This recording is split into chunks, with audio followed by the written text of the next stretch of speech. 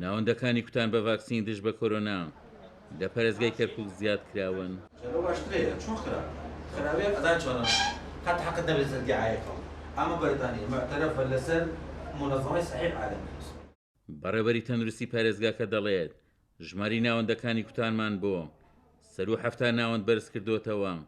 دەشتی ئامادەین بۆ دام و دەستگا و ڕێکخراوەکانیش تیمی گەڕۆک بنێرین.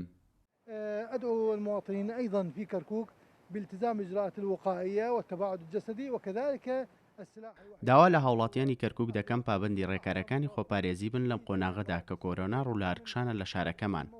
دەمەوێت ڕاشی بگەێنم ژماری ناوەندەکانی کوتانمان بۆ سەر و هەفتە ناوەند لە کەرکوک زیاد کردووە. لە نەخۆشخانەکاندا ڕۆژانە تا 8 شەو هاوڵاتیان دەکوتین. ئامادەین هاوکاری هەر فەرمانگە و دامەزراوەیەک و تەنانەت ڕێکخراوەکانیش بکەین ئەگەر هۆڵی تایبەتیان هەبێت و خەڵکیان پێکۆ بکرێتەوە.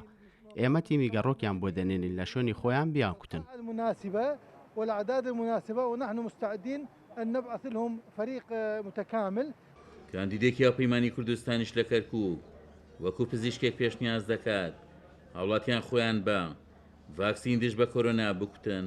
پێم باشە بە خەڵکی بڵێم کە بچن خۆیان بکوتن جۆنەدەن بەو قسانەی باسەکرێ باسی ئەواکرێ کە لە دوا ڕۆژە ئەوەی ڤاکسینی بەکارێناوە یا لە ماوەی 2 ساڵە ئەمرێ یان جیناتی ئەگۆڕێ ئەوانە دوورن لە ڕاستیەوە. ئەم ڤاکسینانی ئێستا لە کەرکووک بەکار دێنرێت هەمووی ڕێکخراوی جیهانی تەندروستی ڕێگای داوە بە هەموو جۆرەکانیەوە. ڕەنگە یەکیان باشتر بێلوی ترکە ڕێژەی بەرگری بەهێزکردنەکەی بەهێزتر بێ بەڵام هیچی خراپ نیە هەموویشی باشە و خەڵکی هینەکەی پێ خراپە سینەکە من خۆم سینێکەم لێداوە هەردوو ژەمەکەشم لێداوە.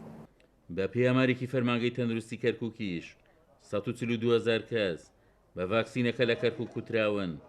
تەندروستی کەرکووک جەخت دەکات لە پێناو بەهێزتربوونی بەرگری گشتی لە کۆمەڵگا هاوڵاتیان زیاتر ڕوو لە ناوەندەکانی کوتان بە ڤاکسینەکە بکەن. عومەر غەریب، کورسات نیوز، کەرکووک.